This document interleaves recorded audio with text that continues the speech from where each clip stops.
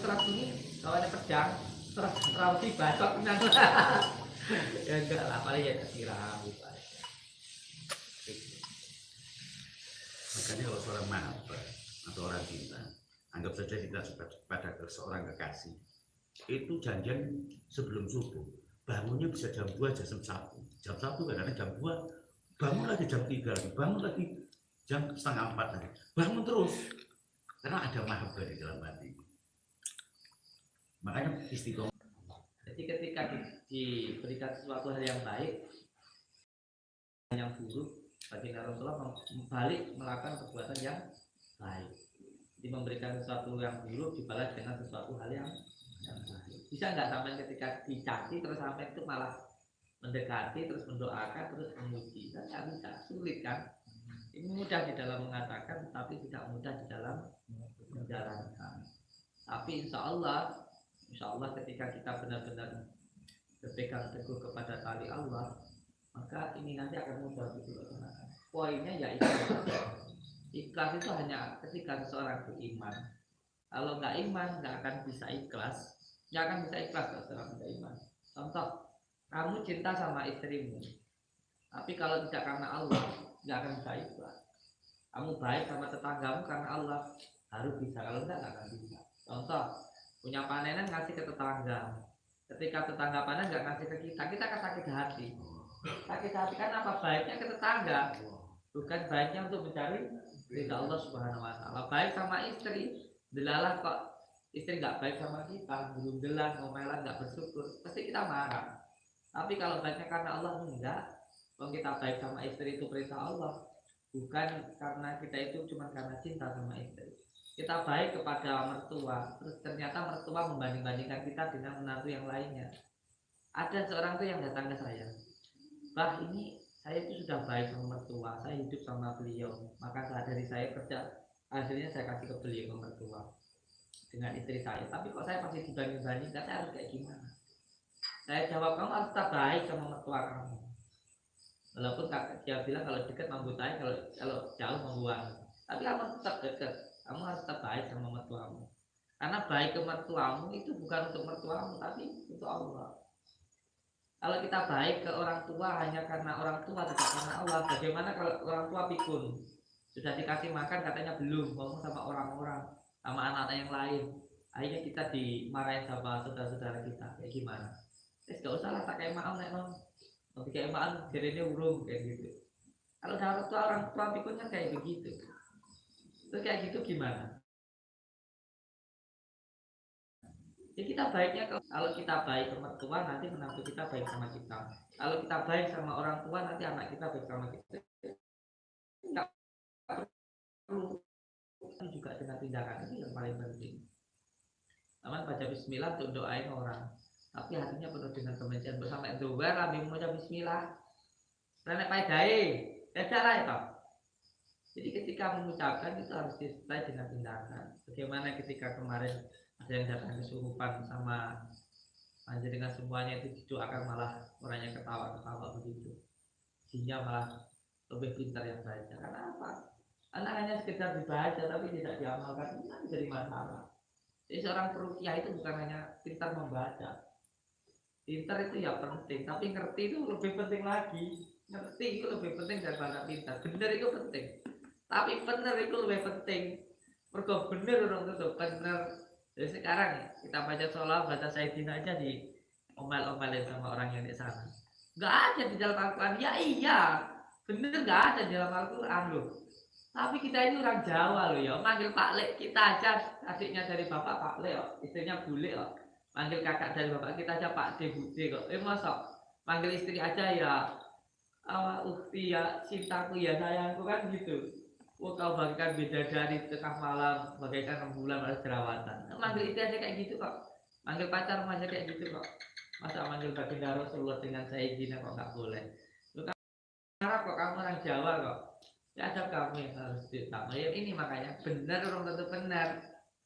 Benar tentu benar. Lek benar orang tentu benar. Lek benar itu mesti selamat. Lek benar itu mesti selamat. Jadi benar itu penting, tapi selamat itu lebih penting. Sekarang ya, sama jalan besar. Ada mobil bus besar. Biasanya mobil bus itu nyalip-nyalip itu sama naik motor. Ini posisi salah bener nggak? Bener aja, terus aja. Mati nggak? Mati kontrol. Jadi kalau bener ya bener, tapi sama lebih baik bener, ngalah, selamat. Oh, ini. Terus apa yang mentang-mentang bener ya tabrakan, terbujar. Bener-bener, tapi nggak bener. Nah ini terkadang yang sering jadi masalah itu seperti itu. Jadi yang kedua itu adalah belajar tentang kebumian. Belajar kebumian, belajar wataknya bumi. Ketika melakukan kebaikan harus dilandasi dengan 3 hal, yaitu yang pertama dilandasi dengan baik, yang kedua adalah sabar, dan yang ketiga adalah ikhlas. Baik kok nggak cukup, harus ada sabarnya, harus ada ikhlasnya. Kalau cuma baik-baik kok nggak ada sabar, nggak ada ikhlasnya, nggak ada imannya, aduh kecewa. Oh, kecewa. Bagaimana coba kita baik sama orang, contoh ya ada orang datang ke sini, dia nggak punya uang, terus pengennya dari sini, makanya dari sini, terus di luar menjelekkan kita. Wah, itu kalau nggak didasari dengan keimanan, nggak bisa bunuh orang. Oh, tenang, banyak yang seperti itu. Hampir semua pasien asatri di sini kan hampir semuanya pasien. Hampir mayoritas yang datang ke sini pasien. Datang nggak punya uang, pengennya dari sini, akhirnya tempat tinggal kita kasih, makan kita kasih, iya. Tapi akhirnya apa? Menyerang kita loh, kayak gitu. Itu kalau nggak disertai dengan keikhlasan, keimanan, wah bunuh orang itu. Makanya butuhnya sebelum punya pondok, sebelum punya padepokan, harus punya keimanan dulu. Nanti yang ketiga baru masuk yang namanya al-wafa, al-jafa. Nah, al-wafa terus al-jafa. Al-jafa itu dipuji dan dicaci sama. Dipuji dan dicaci sama, nggak ada bedanya. Yang muji juga manusia, kita hidup juga makan tidak dari manusia, yang hidupkan kita juga bukan manusia, tetapi Allah Subhanahu wa Ta'ala. Dipuji dan dicaci sama. Belajar upanisa. Upanisa itu apa? Upanisa, upawasa itu artinya adalah puasa. Poso ini apa? Poso ini ngeposnya rasa. Ngeposnya rasa itu hilangnya rasa-rasa yang api itu, sifat iri, dengki, gampang marah, merasa diri paling baik, itu dihilangkan dengan cara upawasa, puasa itu ngepasnya rasa itu, ngepasnya rasa. Jadi supaya kita tahu rasa yang sejati, rasa sejati yang ada di dalam diri kita. Bagaimana kalau kita dicaci, ya sebenarnya gak nyadar, dengan dicaci kamu tahu rasanya dicaci, sehingga kamu nggak akan mencaci orang lain. Difitnah ya nggak apa-apa, difitnah paling enggak bukan kita yang memfitnah orang, sehingga kita nggak akan memfitnah orang lain. Puasa itu ngepasnya rasa, poso ngepasnya rasa, hilangnya rasa-rasa sehingga api, menghilangkan rasa-rasa yang tidak baik untuk dia ini. Iya. Tapi daripada menahan diri, kalau menahan diri itu masih dalam pengendalian diri, itu baru yang pertama. Kalau puasa itu benar-benar melepaskan rasa-rasa yang tidak baik di dalam diri kita. Tapi rasa dewe, yo malah ngerti mikir nih tonggo nih, mikiri kancan, mikiri dulu deh. Bahkan kita mau makan itu mikir, tangga saya makan nggak ya, teman saya makan nggak ya, ibu saya makan nggak ya, istri saya gimana ya, sehingga tumbuh rasa mahabbah di dalam diri kita.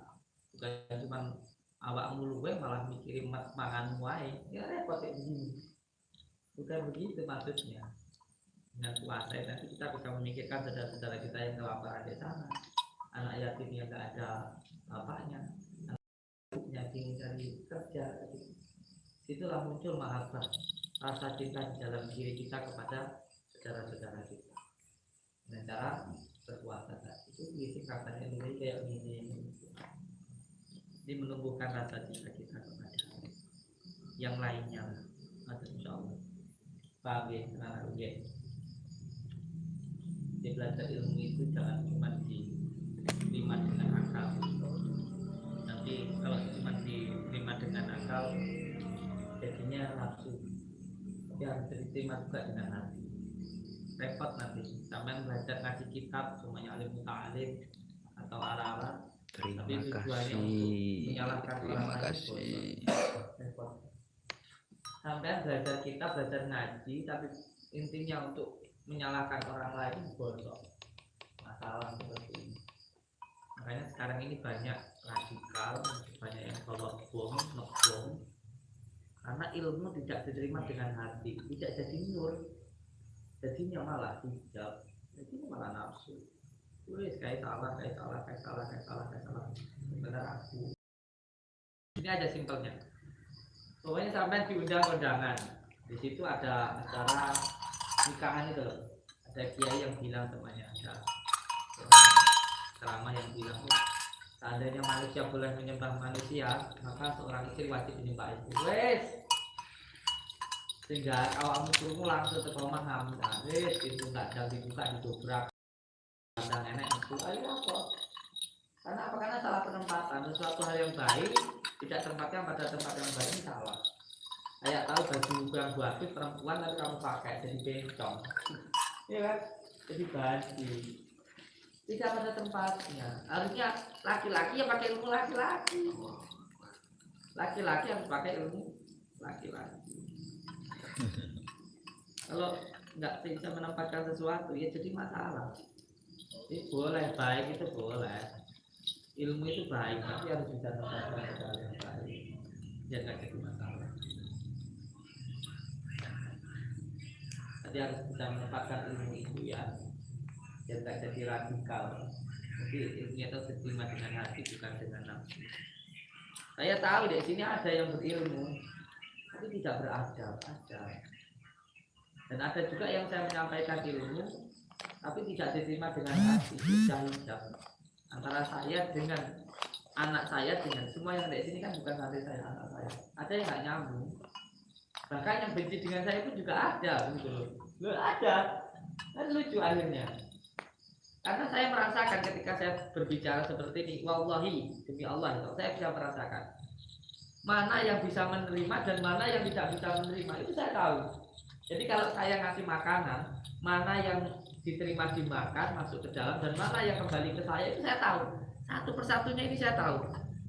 Mana ilmu saya yang masuk ke dalam dirinya, mana yang kembali ke saya itu saya tahu. Wallahi demi Allah. Nanti kita buktikan di akhirat nanti. Makan.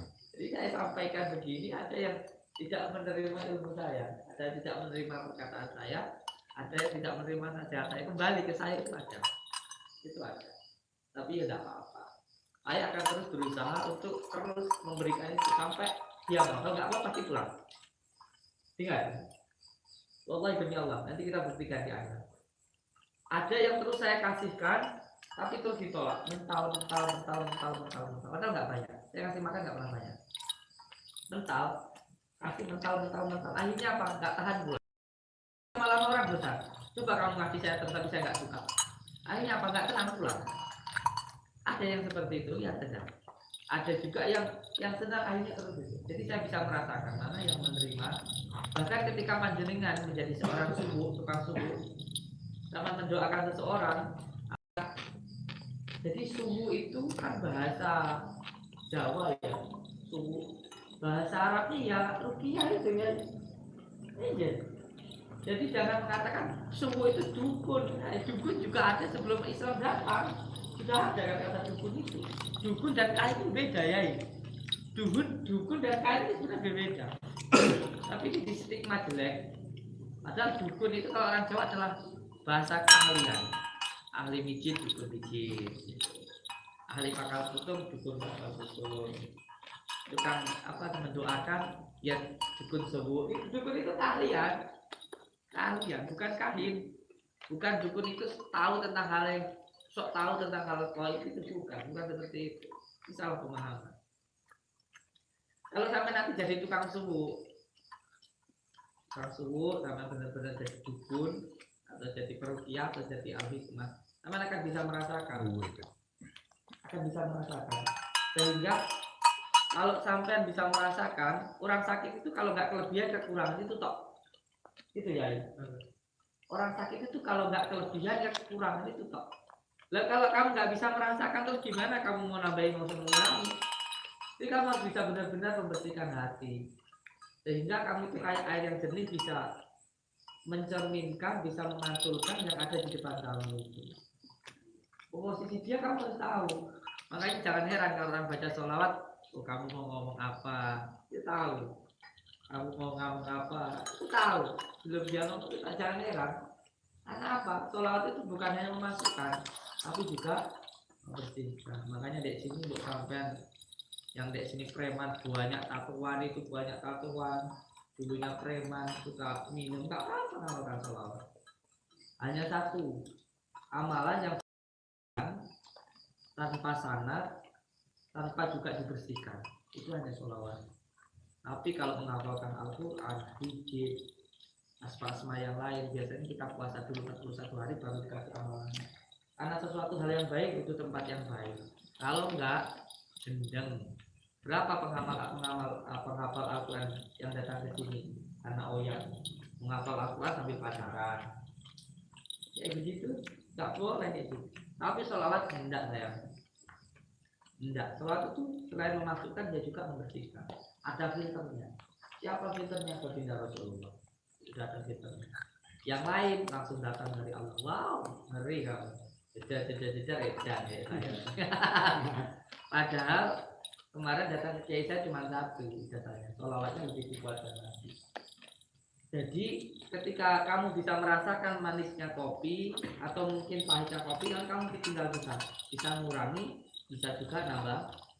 Kalau ada orang yang datang nanti, jangan heran kamu tiba-tiba kayak ingin wangi sendiri, kebayang orang tuanya, oh berarti hatinya ketusan sama orang tuanya. Kebayang suaminya pengen matamu mendelik, marah, oh berarti dia ketusan sama istrinya atau kepada suaminya. Hanya begitu saja. Tinggal kamu nanti masukkan. Kalau cara beliau ini ahli hipnotis, sugestinya, ayo masukkan, yuk pikiran kamu yang tenang, kamu yang tentram, maafkan semua orang yang menyalahi dirimu, dan maafkan juga orang yang menyakitimu. Kamu minta maaf tidak sebagainya. Sembuh. Hampir 99% penyakit itu dari pikiran. Tenang. Nah itu. Dari psikisnya, makanya pengobatan di sini dari dulu itu 3. Yang pertama psikisnya. Ini kalau mungkin ada sedikit perbedaan. Mungkin kalau dari beliau psikis dan medis. Mungkin. Tapi kalau kita di Al-Hikmah itu pertama psikis, yang kedua non medis, yang ketiga medis. Mungkin ada perbedaan itu. Mungkin di sini perbedaannya di non medisnya. Kalau kita semuanya seseorang kanker payudara. Kanker payudara ini kalau kita pertama karena sering marah sama suaminya. Suaminya jengkel, al-ghotok marah. Dari marah masuklah yang gangguan dari amar. Dari amar ini masuklah penyakit kanker. Kanker payudara. Ini 3 ini. Pengobatan di sini itu melalui dengan 3 metode. Psikis. Pertama dia kalau kanker ini kamu harus memaafkan suamimu, ridho, jangan nyimpen mangkel jengkel ya ketemu suami. Ada loh orang itu yang ketemu suaminya jengkel kayak gitu, atau mungkin suaminya mau minta nikah lagi atau kayak gimana. Iya, ini mangkel ya, atau mungkin uangnya kurang, ngasih uangnya ngerasa kurang, pengennya banyak. Ini yang pertama dia ridho dulu dengan istrinya atau dengan suaminya. Setelah dia ridho dengan semua yang ada di suaminya, saya terima. Waalaikumsalam warahmatullahi wabarakatuh. Terima kasih saudaraku Kaltim. Kalau masih ngomong aku ikhlas di video ya om cerewet. Itu namanya nggak ikhlas. Dari sinilah gangguannya baru dihilangkan. Gangguannya ini kalau kita ada gangguannya dari marah ini ada gangguan medis. Waalaikumsalam warahmatullahi wabarakatuh. Amin amin ya rabbal alamin. Bisa masuk melalui 3 hal. Yang pertama marah, yang ketiga sedih, yang ketiga was-was. Ada 3 hal. Jadi kita itu pengobatannya 3, psikis, medis. Jadi pikiran, gangguan, penyakit. Ada 3 itu. Makanya yang pertama biasanya di sini kita suruh taubat dulu. Kita suruh taubat, setelah taubat baca Al-Fatihah. Ini kita ambilkan dari kitab Al-Azkar An-Nawawi. Jadi yang pertama, seseorang itu biasanya akan terhalang kebaikannya, entah itu rezekinya, sehatnya, ataupun jodohnya itu karena dosa. Maka yang pertama disuruh taubat dulu. Setelah taubat, terus disuruh bersyukur dulu baca Al-Fatihah. Terus terus dilembutkan baca ya Latif, itu yang pertama. Yang kedua baru dihilangkan gangguannya. Sebenarnya dengan melakukan yang pertama, yang kedua ini bisa hilang, sudah bisa hilang dengan hatinya tenang, tentram. Karena untuk menghilangkan sesuatu hal yang buruk sebenarnya cukup dengan melakukan yang baik. Dengan melakukan yang baik, yang buruk ini nanti hilang. Cuman istiqomah nggak melakukan kebaikan, ini masalahnya di situ aja. Istiqomah enggak, makanya butuh dibantu supaya istiqomah. Ini biasanya yang ketiga ini dengan peruqyah atau tukang suhu atau kiai atau ulama atau siapalah orang tua yang bisa membimbing dia. Nah baru di sini medisnya. Nah kalau medisnya kita ngasih menggunakan madu. Karena madu ini adalah obat yang sangat diajarkan oleh baginda Rasulullah Shallallahu Alaihi Wasallam. Selain madu, kita juga menggunakan kunir. Alhamdulillah lur makan. Karena kunir ini adalah tanaman semula jadi ya. Makan sambil mendengarkan ngaji. Semula jadi yang sangat baik. Ada ilmu nih. Pengobatan. Termasuk dengan daun-daunan. Sebelah Mbah malu-malu ya memang. Daun-daunan dan sebagainya. Malu-malu. Tapi yang lebih penting sebenarnya subuh itu Malu-malu. bukan hanya sekedar membaca ya, tapi juga bisa masak. Itu penting. Makanya tukang subuh itu kalau di dalam pesantren dikasih amalan yang butuh waktu bertahun-tahun, 5 tahun, 3 tahun, dan mungkin sampai beberapa hari puasa dan sebagainya. Karena apa? Karena ketika dia membaca, dia harus yakin. Orang yakin atau anil yakin atau takul yakin, dia harus bisa merasakan dulu. Nah, seorang bisa merasakan hanya ketika dia sudah mengamalkan. Kalau belum mengamalkan, alah, beliau kata gadul-gadul ngomongin merasakan. Nih, saya yakin kalau kopi ini manis, kalau saya sudah minum. Kamu ngomong ini manis, kalau belum minum percaya enggak? Enggak percaya. Kalau kamu ngomong percaya, percaya. Kamu yakin ini manis, kamu yakin ini enak, ya sini aja. Kamu yakin ya, jeruk ini manis, ini kecut lah. Kalau kamu sudah memakainya. Kalau belum, kamu tak tanya, ini manis nggak, kecut nggak? Kecut. Oh, kamu yakin sholat kamu yakin puasa kamu yakin dengan apa yang kamu lakukan, karena kamu sudah merasakan. Makanya kalau orang sudah bisa merasakan nikmat, sudah bisa merasakan nikmatnya zikir, intinya sudah bisa merasakan nikmatnya taat, maka orang itu tidak akan melakukan maksiat. Orang melakukan maksiat karena dia belum bisa merasakan nikmatnya. Orang melakukan maksiat karena dia belum bisa merasakan nikmatnya. Ya apa orang seneng di kafe, seneng apa namanya hiburan malam? Karena dia nggak merasa nikmatnya ketika ada bersama dengan istri. Orang yang ke kafe, ke klub malam itu orang susah cari kesenangan. Padahal kalau dia bisa merasakan kesenangan, kebahagiaan di dalam rumahnya, dia nggak mungkin Solo Gus masih di pondok. Iya. Seperti ini. Masih di sini langsung. Ini kan berbicara tentang subuh kan yakin. Kamu harus yakin loh, kalau doa kamu itu mustajab loh. Tapi gimana kamu yakin kalau kamu nggak tahu? Orang nggak tahu gimana lali waktu. Jadi ini nih, jeruk ini. Kamu yakin kalau jeruk ini kecil, kalau kamu sudah megang ini kulitnya ini dinamakan dengan syariat. Ngonceknya begini nih, ini dinamakan dengan tarekat. Makanya tarekat itu kalau bahasa Jawa ini tirakat. Namanya adalah torekoh. Kalau bahasa Arabnya torekoh, tirakat. Kalau bahasa Jawanya tirakat. Ngonceknya ini namanya adalah tirakat. Nah memakannya ini, ketika di mulut makan merasakan ini namanya hakikat.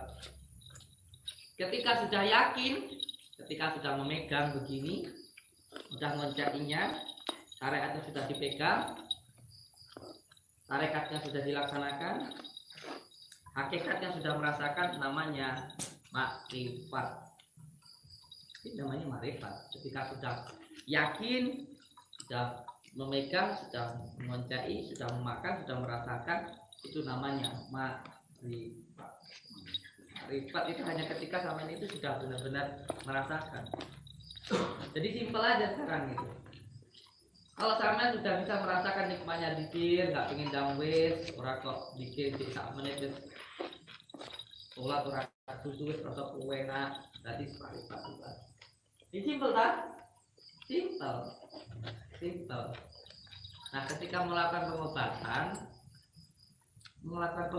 itu makanya harus menggunakan hati, karena di dalam hati itu ada kolab. Ya ini ada kolab, dan di dalam kolab nanti akhirnya muncul 4 hal. Ide itu artinya bahasa Arabnya itu khawatir, khotiroh. 4. Pertama, khotiroh robaniyah yang di dalam kolbu, khotiroh malakutiyah. Yang kedua, khotiroh syaitoniyah. Yang keempat, khotiroh nafsaniyah. Jadi ketika hatinya benar-benar bersih, harus khawatir robaniyah ini, khawatir robaniyah ini kalau terus diistiqomahkan, nanti akhirnya muncul ilham ya ini. Ilham terus istiqomahkan, muncul lagu ini terus dilanjutkan ya. Nanti akhirnya jadi terus jadi anu ya, terus kalau di situ nanti dia naik sampai ke, kalau para wali ya ke karomah, naik. Kalau para nabi yang berbeda dan wahyu, kalau wahyu itu ada para nabi. Kalau kita cuma sampai di mana ya? Cuma sampai di Rifat, nggak dilanjutkan. Istiqomah itu tidak pernah akan didapat. Kenapa? Kadang-kadang kita 1 bulan saja sudah tidak kuat, atau 1 tahun sudah kalah. Kalau itu sampai tahunan. Kenapa nggak bisa? Dari rokokan lur. Disebabkan di hatimu dia ada mahabbah, ada cinta.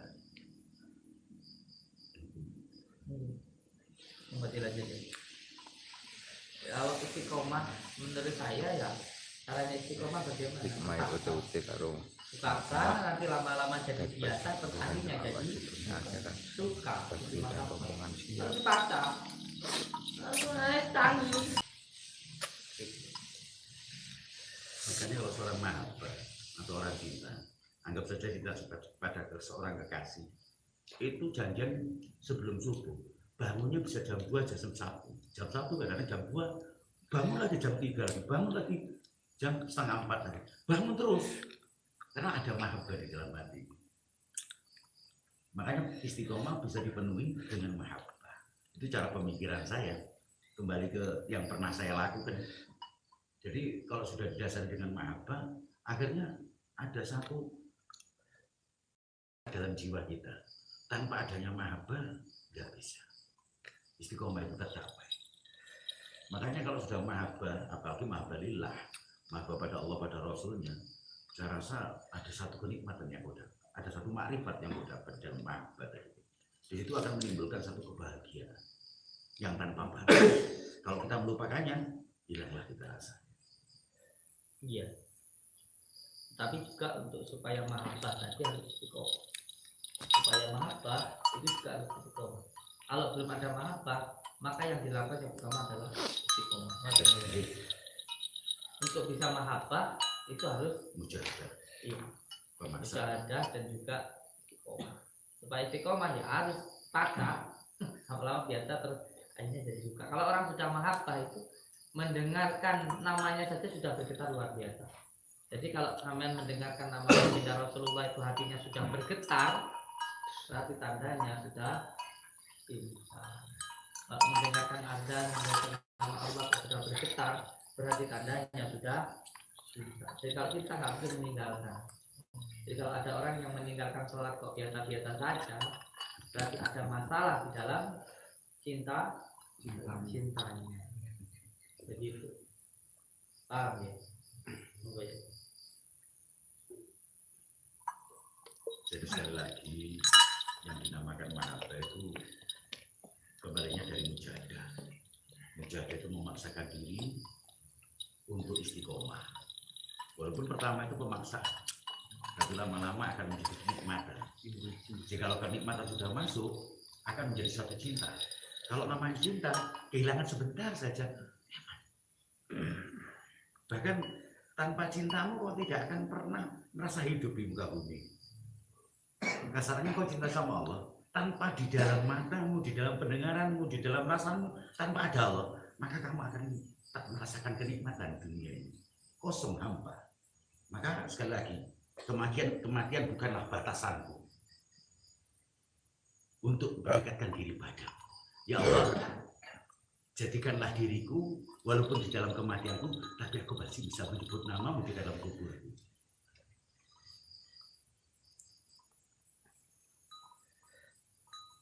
Ini bahasanya orang edan dan Gusti. Sampai-sampai mengatakan bahwa andai kata engkau terima cintaku padamu, tak mungkin karena betapa banyaknya dosa.